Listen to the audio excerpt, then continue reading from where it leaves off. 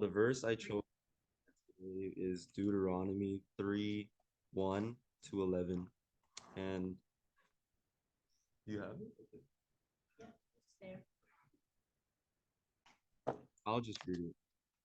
So it starts, then we turned and went up to the way to Bashan.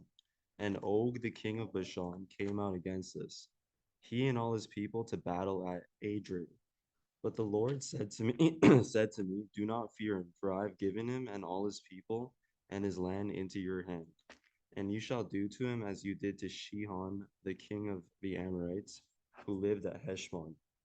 So the Lord our God gave into our hand Og also, the king of Bashan, and all his people. And we struck down until he had no survivor left. And we took all his cities at that time. There was not a city that we did not take from him. 60 cities, the whole region of Argob, the kingdom of Og in Bashan. All these were cities fortified with high walls, gates, and bars, besides very many unwalled villages. And we devoted them to destruction as we did to Shion, the king of Heshbon, devoting to destruction every city, men, women, and children. Okay, so that's enough. So in today's verse, it was about the story of how the east side of the Jordan River was secured and the Israelites became ready to enter the land of Canaan. So right before this, Israel had just conquered the land of Heshbon, and they took over that land, and they were headed north to cross past the Jordan River.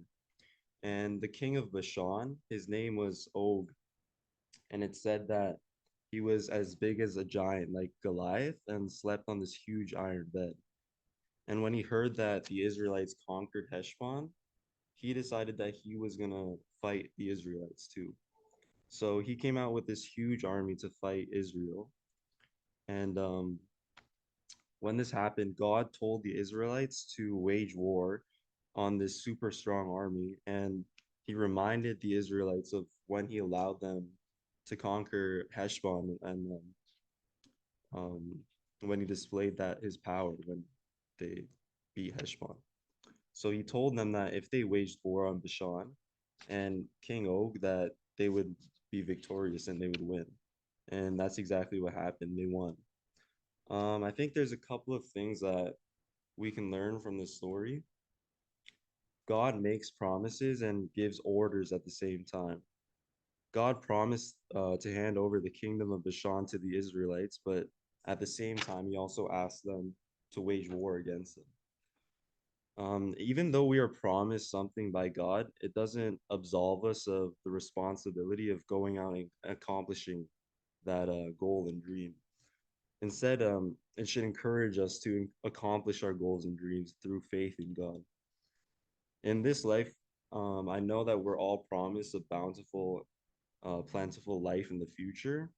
And when we listen to God and obey the purpose He's individually given all of us, we can't fail in anything we want to do. So if we just have faith in God, you will be victorious in every part of your life. Okay, that's it. Amen.